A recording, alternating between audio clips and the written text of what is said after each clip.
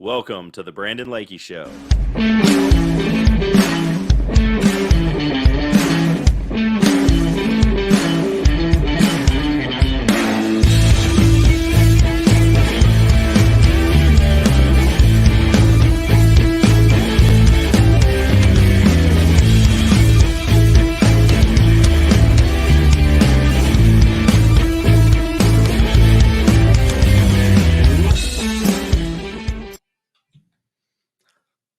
Hey, welcome to the Brandon Lakey Show. I'm excited to have you guys here. I'm excited for today's show.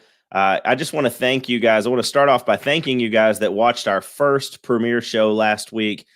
We've got thousands of views, and so I'm so grateful. I'm so blessed and appreciative for those of you that watched that show. And then if you didn't get a chance to catch that show, go back and check that out, because what I think you'll learn is the passion and the fuel and the energy behind what we're trying to do with compounding communities.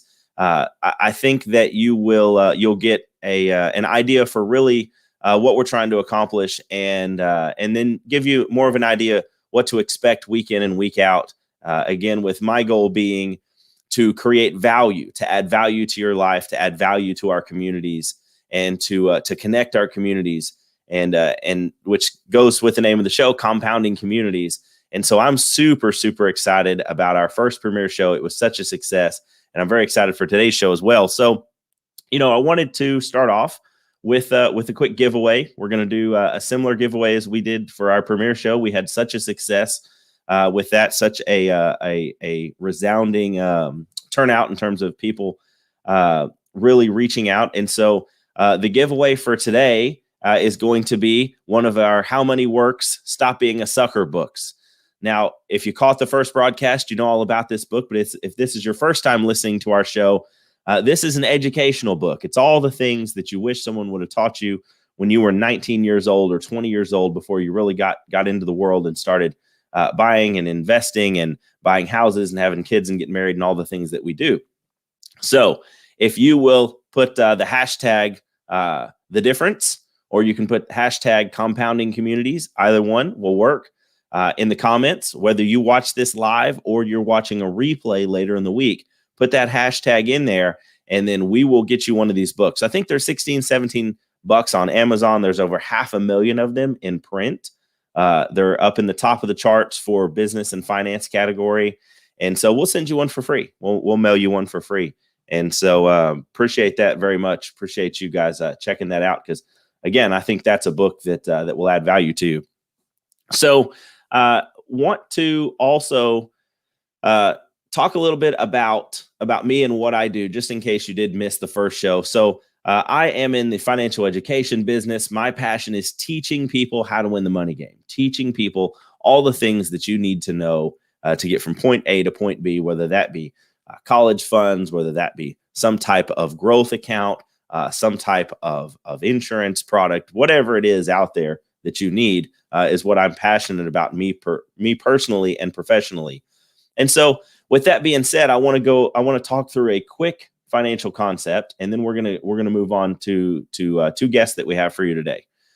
One financial concept that perhaps I think is the most powerful financial concept that I was ever taught. Literally, when I saw this for the first time, it was like seeing fire for the first time, if you can imagine. The concept is called the Rule of 72. Now, this is a mental math shortcut that teaches you how long it takes for your money to grow and double. And that's the name of the game. You want your money growing and doubling, and then doubling again and doubling again. And so this Rule of 72, it's actually very easy. Don't worry, there's no complex math here. This is all stuff that you can actually probably do in your head. But the idea is you take the number 72, and the number 72 is the magic number there. Now, this is an Albert Einstein concept. He figured out a few things in his life, this being one of them, pretty sharp guy. Albert Einstein said that compounding interest was one of the greatest mathematical discoveries of all time. And here's why. We're going to take an example of a newborn baby. Some of you listening to the show, you've got kids or you have plans to have kids. If you don't have kids yet, it's okay. This is still going to apply to you. So let's take a newborn baby. And let's say that you decide to place $100 into an account for this newborn baby. And you are an excited new parent. You're so happy that you've got this new baby, and you are really trying to be responsible and set this baby up for success. Let's say you find a 1% high interest savings account. Now here's where the math comes in. The growth rate being 1%, 72 being the divider, 72 divided by 1 being the 1% rate of return you're getting, 72 divided by 1 is 72. What that means is it's going to take 72 years, because 72 divided by 1 is 72. It tells you how many years it's going to take for that money to double. So you put this $100 into your sweet little newborn's high interest savings account, and your son or daughter grows up to be big and strong. And on their 72nd birthday, they remember, oh, that's right. Mom and dad set that account up for me. I need to log in and see how much money I have. This is going to be great. And on their 72nd birthday, they run down to the bank, they log into their account, and they have a whopping $200. $200 is what they have in their account. And you can guess how excited they are. Now, certainly we hope they're still appreciative. But for $200, 72 years from now, with inflation calculated in, I'm assuming they might be able to charge their electric vehicle and maybe pick up a $47 latte, and the money's probably going to be gone at that point. So now let's shift that to 4%. What if you're getting 4%? Which, let me take a baby step back. Actually, I'm not sure if you know what the average rate of return in a savings account is right now, but I used a 1% example. But the average rate of return in a savings account right now is 0.1%. So if you place that same $100 into a savings account earning you 0.1%, it would take 7,200 years for the money to ever double one time. So I don't know about you, but I don't have time for that. And so for most of us, we'd like to retire one day, and we'd like to grow our wealth, and 7,200 years is not going to get it. So what about 4%? 4% is a little better. Maybe you're in some type of conservative growth account. 72 divided by 4 is 18. So now the money's doubling every 18 years. And you say, okay, well, how does that work? Well, same one time, $100 for a newborn. At age 18, that newborn has now grown that money to $200. Got $200 at age 18. Okay, now we're cooking. 36, age 36, now 200 has doubled to 400. And you can kind of see how this is going to play out. Then at age 54, our 400 has doubled to 800. And at age 72, our 800 doubles again to $1,600. Again, nothing to get excited about. 4% is not going to get it done. What about 6%? Okay, 6%. 72 divided by 6 is 12 years. So now your money's doubling every 12 years. Now you start thinking about yourself, and you start thinking about how old you are and how many doubles you would get until you retire at 6% rate of return. We're going to stick with the newborn baby. $100 one time. 100 doubles to 200 at age 12, which doubles to 400 at age 24, which doubles to 800 at age 36, which doubles to 1,600 at age 48. And when you arrive at age 60, you have $3,200. And if that doubles one more time, you have $6,400 at age 72. Now that's better than 200, but still $6,400 is not going to change your life. And that's what mom and dad wanted to do. Mom and dad wanted to set you up for success with that $100. So now let's look at 12%. I'm going to unpack this here at the end, so just stick with me. The numbers are almost over if you're not a numbers person. So I appreciate you hanging in on this, because this is powerful. What this next part's big time powerful. So 12%, 72 divided by 12 is 6. Your money's doubling every 6 years. Now we're really cooking. As my grandma would say, now we're cooking with grease. Now we're cooking with oil, right? So $100 doubles to 200 at age 6. And then 4, 8, 16, 32 every 6 years. So 6, 12, 18, 24, 30. At age 36, we're at $6,400. Around that point, this thing really starts to pick up some steam. It really starts to, if you think about it, you kick a snowball down a hill, that snowball starts slow, but then it slowly starts to gather some steam. And pretty soon, this is a big snowball rolling down the hill. So at age 36, we're at $6,400, and that's going to double to $12,800. I'm just going to round that up to 13,000 for easy math, just to keep the numbers simple here. But at age 42, we're at 13,000, and then at age 48, we're at 26,000. And then at age 54, we're at 54,000. Now 54,000 at age 60 has doubled to $104,000. So now at age 60, that one-time $100 grew all the way and doubled to $104,000. But wait, what if instead mom and dad are a little educated about money, and they instead of a one-time $100, they put a one-time $1,000 into an account. And let's say this account is average 12%. And I know what some of you are thinking, and I will address the 12% here in a second, so stand by there. But one time, $1,000, 12%. Now, that zero carries its way all the way down. So here's what you're looking at. At age 48, that has grown to $260,000. At age 54, that $260,000 doubles to $520,000. And if you're following along, $520,000 doubles to $1.04 million. A one-time $1,000 at a 12% rate of return grows into $1 million, a little over $1 million. Now, there's three things to unpack for you here, and then we're going to move on to our guest.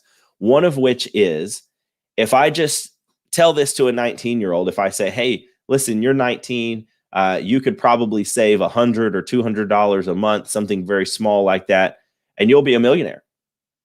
Our brains are interesting creatures, and they don't like to connect things that are super far apart from each other. So most 17, 18, 19-year-olds would probably blow that off. They're like, I don't know about that. But if they've seen the rule of 72, they say, oh, yeah, well, $1,000 turned into $1 million one time. Of course, you saving $100 a month, $200 a month, something like that, is certainly going to grow to that. So that's one reason we show this to people. Topic number two, people will say, well, 12%. Is that even realistic? Can I even get 12% rate of return? And the answer is yes. Is there a guarantee of that? Absolutely not. There's nothing out there in the world that will guarantee you that rate of return, but there are strategies that have averaged that going back over a significant period of time throughout history, including several big market crashes. So even taking those into account. And so can you get that rate of return on your money? Absolutely, you can. And so on average, one of the studies I read, on average, consumers get 4 to 5% better rate of return by working with a financial professional versus trying to do it on their own. So hopefully you're getting a good rate of return, but it might be worth looking into talking to a financial professional, see if you can improve that. And so the last part is, and perhaps the most powerful part of this in terms of if there's any magic that I'm going to do for you today, which I'm not a magician, it's the power of the time, the power of starting early. And so when you look at early on in your life, time is your most valuable asset. So much so that we take it for granted, and we think, we'll get to that later. We'll get to it later once the credit cards are paid off, once the student loans are paid off, once we get our kids out of daycare, once this, once that, we will start. What people don't realize is it is the time that absolutely cripples people. And so time being your greatest asset in the beginning becomes your greatest enemy. Because it's not a fun conversation when someone is within, 2 or 3 years of retirement, or even 5 or 6 years of retirement, and they decide to finally really get serious about saving. The amount of money you must save at that point to play catch up for the lost time is astronomical. And so I've got two secrets for you today. One secret, start early. Second secret, probably they're both very important secrets. Second secret, even if you can't start saving a lot, start with a little. Start with just a small amount, because you can do a lot, and it adds up to a lot. I call it the Walmart effect, or the Kroger effect, or if you're from the Central Texas area or Houston area, the HEB effect. You go in there, you don't really buy anything that costs more than $2 or $3, but they ring you up and you've spent $100, and you kind of look around and you say, how in the world did I just spend $100? A few bucks here, a few bucks there, it adds up to way faster than you realize. Just check your self-checkout balance next time you check out, if you don't believe me, that it adds up quick.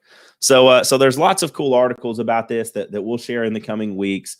But my goal for this was to add value to you. Hopefully you didn't get too bogged down in the numbers. The rule of 72 is pretty cool when you look at it. And the fun part about that is sometimes people say, well, the rich just keep getting richer. And that is absolutely true. And here's why. They know how to play this game. Because for me, if I'm thinking, well, wouldn't it be cool if someone saved $100 or started a newborn with $1,000? If you have had some, if you are blessed enough to be in a family that has amassed some wealth, imagine if you're starting that with $1 million, with $1 million doubling to 2, and 2 to 4, and 4 to 8, and 8 to 16. And what I've just explained to you is how one generation of a family, now this ties back into our compounding community's name and our mission, one generation of a family understanding how this works, passing on significant wealth to the next generation, one generation, which could be you, by the way, you listening, riding along in your car right now or sitting at your desk, the you that's sitting there right now listening to this, you could be the one that changes your family's legacy for generations because you understand this. And so that's one of my personal goals is at some point, generations from now for my family to say, well, we are very blessed because my great-great-grandfather really knew a lot about money and he implemented a lot of this stuff. And so what he was able to do really kicked that snowball down the hill. And now we have family wealth. And so, my family's not in a position of struggling. And I think for a lot of us, especially if you grew up middle, lower class, you feel like any kind of wealth like that is so far away. And I want you to know, I know that feeling. That's a very suffocating, defeating feeling. You feel like it's so far away, but I want you to know it's not. It's not. And you can do this stuff, and this stuff isn't hard, which is one of the reasons why I got so excited about getting into the financial education business, is because this stuff isn't hard. You can do this, guys and gals. So with that being said, I want to shift gears a little bit and bring in a guest that I am super excited to bring in. This is a cause that I'm very passionate about. I think it's a cause that all of us, for the most part, are passionate about. It is the human trafficking, sex trafficking industry, or whatever you call it. But basically, all of the things in that realm. We've got an incredible guest today. Her name's Kelly Singleton. She's with the Treasured Vessels Foundation. And so she's the director of community impact. So Kelly is going to talk to us today about human trafficking and sex trafficking, some of the things that it's different than you might think it is. And so with that, Kelly, I want to welcome you in. Welcome. Hi. Thank you for being on the Brandon Lakey Show. Thank you. Awesome. So Kelly, I just want to give you the floor for a minute to really introduce the Treasured Vessels Foundation, and tell us what you guys are about. Sure. Or TVF. We like to shorten it sometimes. So what we do, you think about, we've seen on the news, right? What happens when a young girl gets rescued? What happens when a child gets rescued? We don't really address those things in the media. And so the question's left open when we think, do they just go back to some loving, caring family at home? And the answer is majority of the times, no. And so where we come into play is that we provide safe communities to restore survivors of sexual exploitation and trafficking to achieve their true potential. And so we have safe houses where our main core focus is mental health and stabilization. One of the things that we've been able to identify within our program is that there's something called the recidivism rate. What that is, if you're unfamiliar with that term, is if somebody gets out of the life, so say gets rescued or chooses to get out of the life, there's a trauma bond associated with that. And it takes a very long time for that to be broken and to be healed. And so Our program is 18 to 36 months of wraparound care, our phase one. And we currently serve 18 to 24-year-olds, so the college age. And right now in Texas, that is one of the big stats that we see. 79,000 minors and youth, so minors under the age of 18 and youth 18 to 24, that have been, trafficked in the state of Texas. That number has grown because that stat is old. However, that's the number that we know and that we go off of. And that's a big number. And there just aren't enough places for these young women to go. And there's nothing currently in North Texas for minors to go for long-term residential care. And so we currently serve the 18 to 24-year-old population. And our phase one, like I said, is wraparound care, food, shelter, clothing.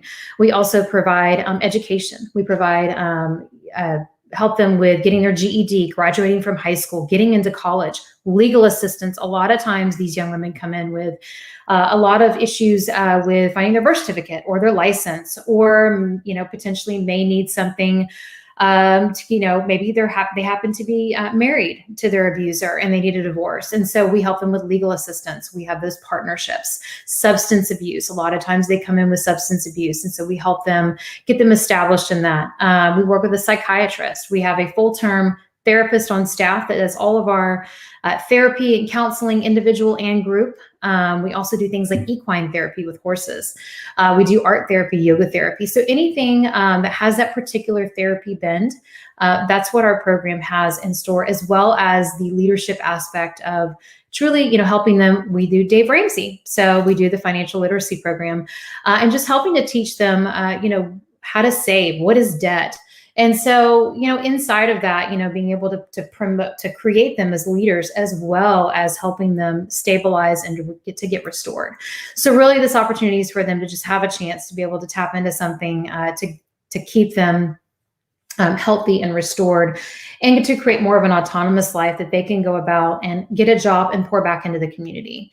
And so that's our phase one. And we currently serve 4 individuals, and we're growing to 12 beds this year, as well as opening up a transitional living space. We've already had one girl in our program graduate. And so being able to have a transitional living space that allows them to go into that more autonomous living. And so by 2024, our goal is to be able to help serve minors and have the first residential facility here in North Texas to serve those under 18, help them get that long-term care and healing that they need to fully recover. Wow, that's incredible. And to your point, that's such a huge part of it that before talking to you today, I'll be honest, I'd never really thought about. Certainly you see the organizations that are focusing on the front side of this, and those are incredibly important, but the aftercare to keep someone from falling back into the lifestyle that they were so desperately trying to escape from is so huge. So I'd love to know a little bit more about you. How did you get into this, and how did you get passionate about this? So my husband and I attended a gala, it's been almost 3 years ago, and I was able to find out more about, it was for TVF. And prior to that, I just really had no idea, about any of this. My understanding was overseas, much like I think a lot of people's understanding is this happens overseas. We've all seen the movie Taken, which is very much glamorized in the Hollywood. And that's even a whole nother level of trafficking. But just really saying, like, what is it? And when I was told the numbers here, just in Dallas alone, and again, these are old stats, but they're stats that we know to go with right now. And that's over 400 minor girls that are being trafficked each night in Dallas alone. That's a large number. And we know that's also grown. And that's only visually what they can see on the ground. That's not what's happening that has not even been reported. And so seeing that, I am sitting here thinking, I'm a mom, I have a family. And if I didn't know this, how many other people have no idea this is happening, and how is it happening? And so for me, I'd worked for a nonprofit before that as well, but I had the opportunity to say, is there any way I can help? And so kind of starting slowly, really trying to help TVF and understand, like, connecting people in the community, finding out more about the awareness side of it. How do we help educate? But also, how do we help, get this up and going, and for this to be something where we do have beds available for therapy and for care. And so that's where my understanding of it was. And I think it just goes back to, I have children, I care about their well-being, and I care about what they know and how they're protected. How many others in our own community are just unaware of all the challenges and just what's really happening with human trafficking? And so that's kind of how I got involved. Absolutely. No, and you're right. I think there's so many people that would that are passionate about this and certainly would be interested in helping out, but they just don't even really know that you guys exist. They don't know that there's organizations of people that are absolutely already committed to this and have some things in place. So with that being said, what do you guys need? What if someone wanted to get involved with you, someone wanted to reach out, how can they get involved? What do you need? Tell me a little more about that. Sure. So as far as volunteers, that's a unique piece to what we do. A lot of our volunteer opportunities are more external, not within the home. We do have volunteers in the home, but more of that is part-time staff and then programming as well as therapy. But I would say, even to just the awareness side, maybe creating like a happy hour or something where we could bring attention to what's going on and kind of having that as a mini fundraiser. That's a great way to help. We call those third-party events, and those are phenomenal because it allows us as a lean external staff to be able to come be present at something, share the message, help educate, and then also leave room for people to take action and support the cause. And so, with what we do, it's about currently our operating is around $350,000 just for one home. And as we expand, then we double that. And some of those costs are fixed, but as you can imagine, this is a very expensive lane to be in mental health and recovery because it's residential and there's so much associated with it, that is medical and that is, mental health care. And so inside of that, I would say, definitely financially, but also too, we just took in a new resident who is pregnant and she also has a 1-year-old baby. And so there are things associated with that brings a new element to things that she might need. I know that we talked earlier before the show started about we needed just a window unit for her room so she could stay cool and comfortable. And that's something, things like that we come across on a daily basis that we need. We were able to secure a crib. And so just things that, we need kind of on a daily basis for some of our residents that come in that is unique. We definitely clothing, or I would say gift cards is another one for food. And just gift cards in general. So many things end up coming up, whether it's medicine or that's needed for the residents or something particular, maybe their size we didn't have, currently in our storage unit where we try to compile different things, over time to be able to give our residents. And so things like that, gift cards are a huge plus because then we can access those and be able to use those specifically for the needs coming in the door that we may not have known prior to having them come on board with us. Absolutely. Do you guys have a place where someone could go, maybe a social media or a Facebook page or something, where you guys have a running list of what you guys need? I know that I'm getting texts now from people that are kind of like, hey, where can we see what they need? Is there a list or something like that somewhere they can see? So we do list things on our website. We have an Amazon registry versus like a wish list. We do the registry just so we can be able to reach out and thank people for their gifts. But we have an Amazon registry. So check our website, treasuredvesselsfoundation.org. We are also on LinkedIn, Facebook, Instagram. And I know that our marketing manager does a really good job at posting information about what we need on those spaces. That's awesome. Well, thank you so much. I appreciate your time. I appreciate you coming on and sharing with us a little bit about what you guys are doing in the community. And, there's like we talked also before the show, me being a girl dad, having an almost 4-year-old, you see the world through a different lens, being a girl dad. And so, I think you do have that fear where you're watching your kid, like you mentioned, watching your kid at Target and hoping that your kid doesn't get snatched. And the next thing you know, it's a Taken movie type scenario. You certainly worry about that, but you highlighted something that I would like to kind of close with, which is the way that these people are targeting youth, children, vulnerable people. So will you share a little bit about what you guys are seeing and how that's happening? Sure. I think there's a lot of misconceptions, like you said, Brandon, about how it happens. It's not the movie Taken. That's kidnapping. And unfortunately, this is a very well-run organized crime. And alongside of that, their biggest model is getting in touch with children and with youth on what they have, their devices, social media, Facebook. They get gaming, right? I mean, my kids play gaming and they love it. But there's a lot of dangers that are out there alongside of this that if we're not monitoring, if we're not aware of what they can get into and really who they're talking to, that's where the danger lies. And so it's really important, I know, for me as a parent to know, like, hey, guess what? That chat, you're not going to have access to that, when you game. You're not going to have access to social media at a young age because I don't know who's out there. I don't know what you're connecting with random people. And so that's my personal, the way that I handle it. But also at the same time, before we give over a, $700 device to our children, what is on it? What are some of the parameters that we can put on it to help keep them safe? And what are some things that we can tell them, as they're playing, hey, we're not going to have friends that we don't know, because a lot of times that's not who you think it is. And so really just being able to have that open, honest conversation to where now you're the resource as a parent for your child, and you're just setting up those parameters and you're having an open conversation. I believe that so much could be potentially stopped just by having the conversation. Absolutely. Absolutely. What's so, I'll tell you what, my wife and I kind of fell into a little bit of the trap of what is now known as the tablet at our house, or the iPad. And, I think it's tough, especially as these kids, they're sharp and they're savvy. And as uncoordinated as a little 3-year-old might be doing some things, when they get the technology in front of them, the way they're able to swipe and move and do things, it's pretty wild what they have the ability to get into on a tablet that you think, oh, they're just playing some games. So for us, that's something that we've really even had to dial back in. My wife and I were at dinner the other day, and there were a family of 4. Mom and dad are both on their phones and 2 tablets sitting, one in front of each kid.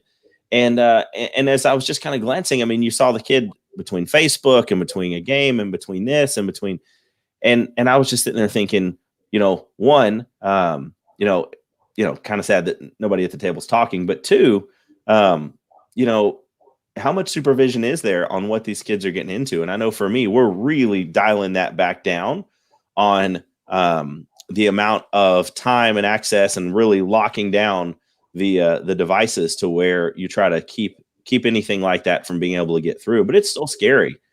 And so, it's one of those things that I think being vigilant about has been so huge. And I'll share one other thing that was a takeaway for me personally in my life. We got in a little bit of a habit in our family of jumping in the car and, hey, can I watch my tablet? And, as a parent, it's easy to mom and dad want to talk and we're trying to get stuff done or, at our house, it's 100% entrepreneurial house. So mom and dad are busy and our schedule's crazy. Sometimes it's easy to say, here you go, play a game on the tablet. And we actually, we took the tablet away from my daughter for a week. We said, listen, no tablet. And the first day or 2 was rough. But since then, what's been so amazing has been the conversations we've had. She's almost 4, but we've had some incredible, amazing conversations, and it hit me like a ton of bricks how much just that little 30 minutes here, hour there, how much I was missing out on that should have been good quality conversations. I mean, my daughter the other day, she said, Dad, tell me about your pets. I'm like, what do you mean? She's like, tell me about your pets you had growing up. And now this is turning into this ongoing thing that she's like, tell me more about that gerbil. Tell me more about that chicken, and so it's been so amazing. And so that has been a real eye opener for us just recently to say, hey, let's really limit the tablet. Let's really limit the technology access because there's so many reasons, including the reasons you highlighted today, why too much is not a good thing. So thank you so much for being here. I look forward to future conversations with you and working with you and us coming together and really helping you guys grow and expand. So thank you, Kelly. I appreciate it. Thank you so much, Brandon. I appreciate you having us on. Absolutely. So we're gonna shift gears, and I'm really excited for our next guest because this is shout out to the ladies. This is gonna be a lot of fun. So I've got a great personal friend of mine that that I'm going to bring on. Her name is Vanessa Fillium. I butcher her last name all the time, so I'll just call her Vanessa. But Vanessa is a real estate agent. She's a local real estate agent with Fathom Realty.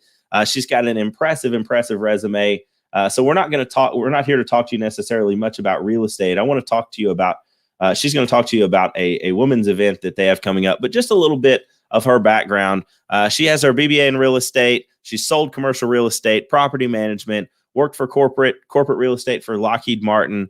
And then 8 years ago, jumped into the residential real estate, has won multiple awards, Rookie of the Year, $5 to $10 million producer. So this is someone who is a great friend of mine, but also someone that I've been around and heard her being super creative in terms of structuring deals and heard her talk through some of the things. So if you are ever in the market for something like that, she's someone who I would have the utmost amount of trust.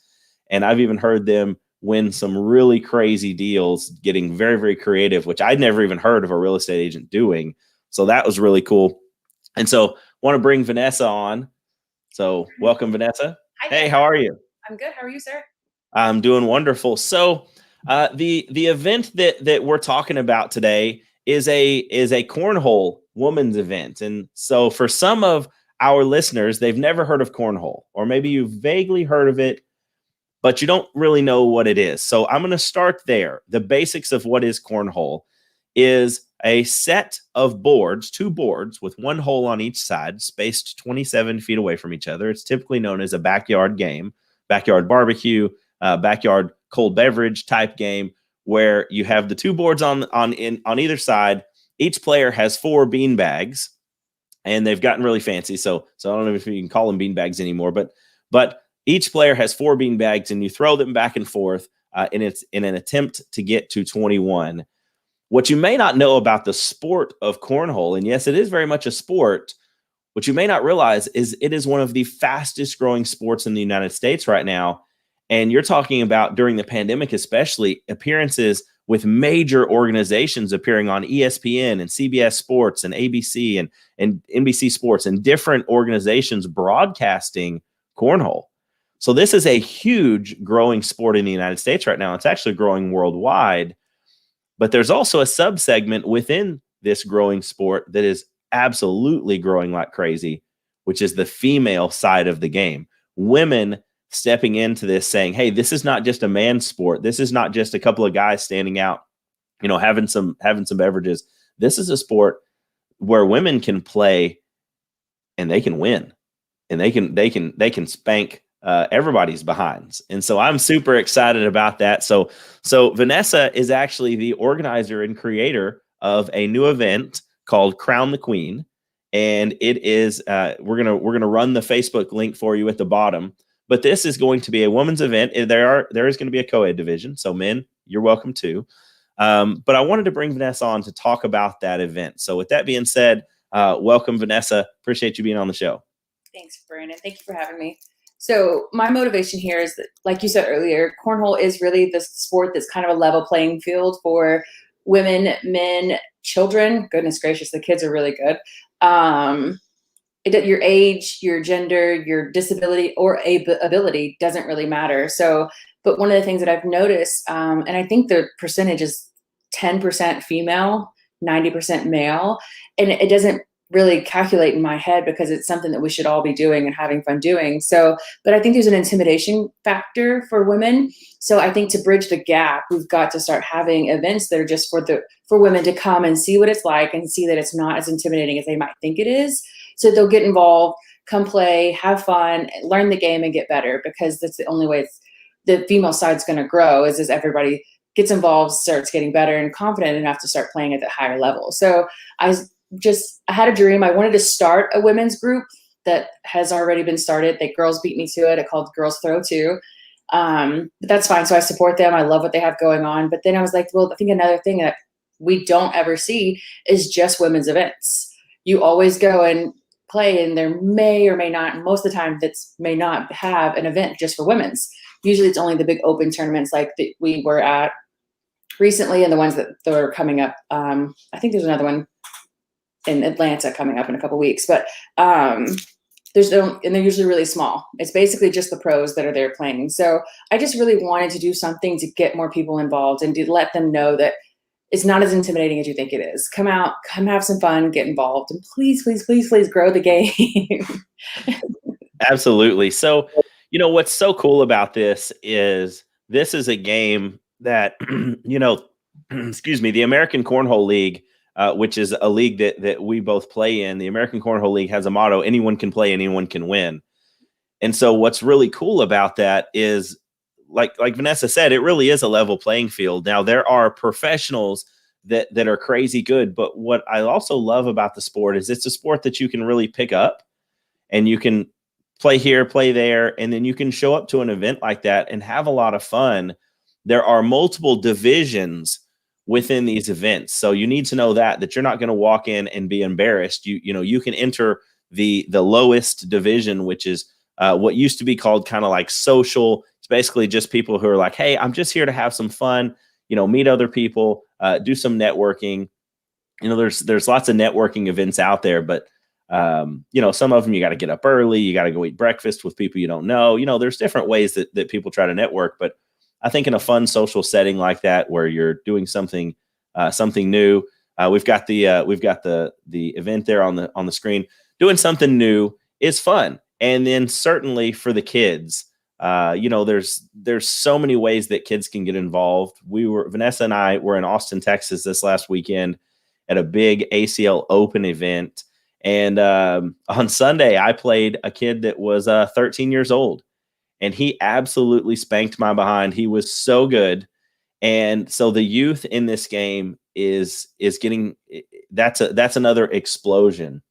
So I know my goal is to really grow the awareness. All the time I have my garage doors open and I've got my cornhole boards hanging on the wall, and I have people walk by and say, "Oh, cornhole, I play cornhole too."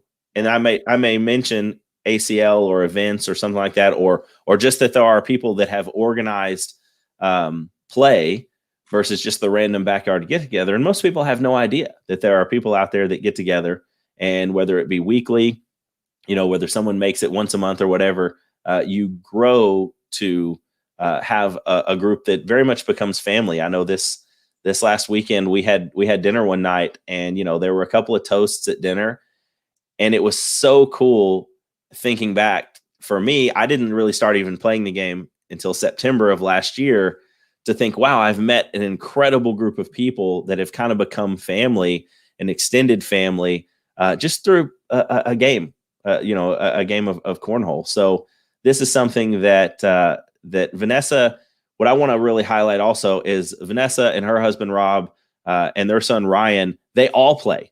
All three of them play. And it's so much fun to see and to hear their story of how that became a family thing. So Vanessa, tell us more about that story of how this became a family thing for you guys. Well, just like everyone else, we started by our pool. We started playing outside. We got a pool in 2018. So our first summer was really 2019.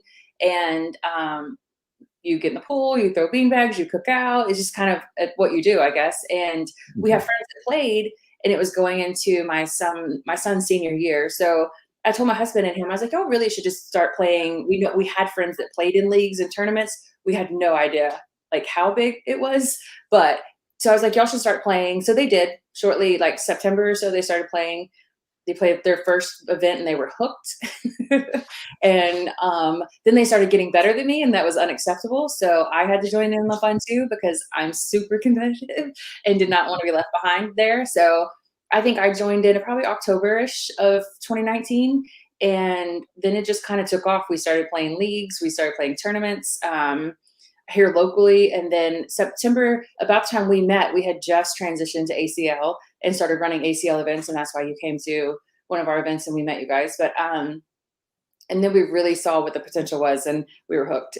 And we haven't looked back. We've traveled all over the country. We go everywhere. We're constantly playing. We're breathing. We're talking about cornhole. We're doing something. So it's fun. Yeah. What's so awesome about that is I think for a lot of us, kind of going back to the name of the show and the spirit behind the show, compounding communities, as a parent, you want to find things that you can connect with your children about. Mhm. And there's certainly things like the sport of golf would be a parallel for me that someone can play their entire life. And so you see dads and sons and moms and daughters playing the game of golf together throughout a lifetime. And that's something that people do together and bond. And this being just another one of those avenues. But what I love about it, even more so over golf, I love golf, but is there's such a low barrier to entry. You're talking about buying 2 sets of boards, which depending on how crazy you want to go is $100 to $300 or $400. But boards are going to last you literally forever. Yep. And then buying a couple of sets of bags, which, online there's sets of bags going everything from, 8 of them for $50 all the way up to a couple of $100 if you're really into it for a set of 4. So it can get crazy. I brought one of the bags just to kind of show you a sample of what some of them look like, but that's kind of what they look like. This was one that I had done, but it's, so it's a bean bag, but it's so much fun. And so I want to encourage you guys, look at the event, check your calendar, think about attending, if at the very least, just to have some fun and just to meet some other like-minded ladies that are trying to grow the game, but also just trying to meet other great people. And so reach out to me. Anyone can reach out to me, ask questions, how to get involved. I love helping everyone. I love mentoring. I love helping with throwing techniques. I literally shoved you this weekend or nudged you this weekend, as you were saying. So if any ladies want to get involved, find me on social media. I'll help you find somehow, some way to find something near you to do, because it's fun. And we all started somewhere. We were all terrible at some point, to be quite frank. I was last year. And so you can find somewhere you can practice. Everyone should be helpful and should really just kind of coach you and build you up through this. That's one of the things I was so pleasantly surprised about. The first event I went to was a regional event. Where was that event? It was Mansfield at BLD. That's right. Down in Mansfield. So we drove down and everyone was so friendly. And I literally had, one set of cornhole bags, and I'm just kind of inquisitive asking. And I was talking to Vanessa's husband, Rob, and he's like, "Oh, well, have you seen these? Do you know what these do? Go check. Oh, here, go throw these." And everyone was so welcoming, so friendly. And that's tough to find these days, especially in competitive sports. I make a lot of comparisons to golf. You're not going to walk up to the range and have people, just pure strangers, say, "Oh, you want to hit my golf club? Check this golf club out." It's not going to happen. And so, whereas in this world, everyone was so welcoming, so friendly. And so it's just been a pleasure. Vanessa and her husband, Rob, also run a weekly league that you could get connected into. So tell us about that, Vanessa. Well, kind of on hold right now because the facility we're using is having AC issues, but we run Lake City's Cornhole, which is, we run it in Lake Dallas, but it's Hickory Creek, Corinth, Lake Dallas, kind of all of us together. So it's called Lake City's Cornhole. You can look us up on Facebook. We're part of also a larger cornhole group called South Dallas Cornhole. They run events out of Ennis, Texas. And then we have a group that's in Fort Worth called Roro's Cornhole, who's all part of us, that runs weekly. He runs, I think, Monday, Wednesday, Friday, Saturday, Sunday, every day of the week out there. So, and then I think that's really it as far as, but you can look up any of our pages and kind of see what we all have going on. Yep, absolutely. Yeah, Lake City's Cornhole has a Facebook page. South Dallas Cornhole has a Facebook page. It's all really, really, really friendly people. And so again, in the spirit of connecting our communities, if you have there's a singles event, right? So a single lady can come throw. Yes, singles, doubles. Hang on, sorry, let me get that fast. We have singles, doubles. So it's women's singles, women's doubles. You have to have a women's doubles partner, and then it's co-ed. So if you have a guy partner you want to play with too, you can bring them too. It's also the week before our Worlds tournament, so it's really great practice for everybody that's going to be playing women's and co-ed at that tournament too. Yeah, absolutely. So you can bring out your friend, significant other, husband, fiance, and you can throw together, and then you can also throw in singles. If you've got a lady friend and you guys want to pair up and come throw in doubles, it's going to be a lot of fun. WealthWave is a platinum sponsor, so we're behind this event in a big way and super excited to really grow the sport and really just connect people, just give people another outlet. I think especially now, coming out of the last 12 months that we had people really sat in isolation. And I talked about that in the first show. And I think now the ability for people to come out, feel a little bit safer about that, and connect with people and get back into the community, get back into the spirit of just enjoying life is so huge. So, same thing I said last week, my encouragement to everyone is get involved in something, get connected with something, this being a really easy avenue for you to connect. And even if it's your first time playing, you can literally show up. So I guarantee you someone would say, here, you can borrow my bags. Here you go. Have fun.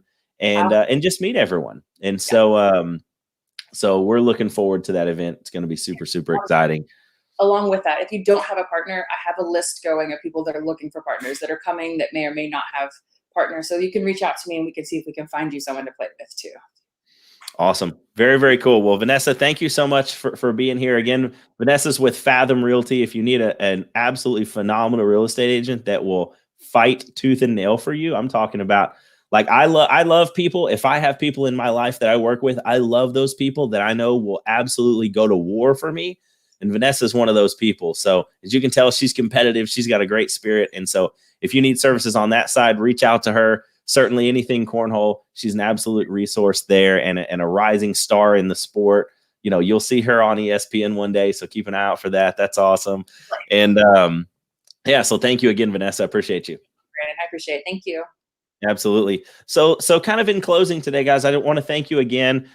Want to, again, remind you of the giveaway, Compounding Communities, #Compounding Communities, #The Difference. Either one of those will get you a free How Money Works book. Promise you, this is not a sales book. No one's going to try to sell you anything.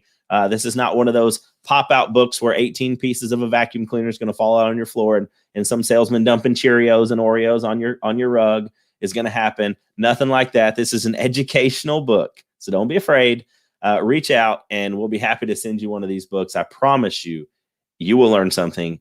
And I guarantee you, it will add value to your life. So #Compounding Communities, #The Difference. And then the last part I want to really finish up with today before we end our broadcast is just a call out to anyone who wants to get involved. If you want to get involved with the Treasured Vessels Foundation, you want to get involved with Lake City's Cornhole or the Crown the Queen Cornhole event, please reach out to those ladies and they will definitely get you hooked up. But also in terms of our show, if you find yourself in a situation where you'd like to bring awareness to something that you have going on, if you've got an event, if you've got something happening, please reach out to us. Let us know. We would love to highlight more local community events. That's where our goal is, to grow that part of the show. So if you've got something coming up in the next week or two, please reach out. If you would like to get some more exposure to your business, maybe you're a small to medium business and your biggest challenge is not your product. It's not your service. We say this all the time. Most businesses struggle not because of the quality of their product, not because of the quality of their people, and not because of the quality of the service they're providing. Most businesses struggle simply because not enough people know that they exist. So if you'd like to highlight that, bring awareness to that, let me know. We've got a limited number of sponsorship spots available where we can really highlight your business in a big way, in a very personal way. So let us know, and we'd be happy to have a conversation about that. So with that being said, this has been the Brandon Lakey Show, Compounding Communities.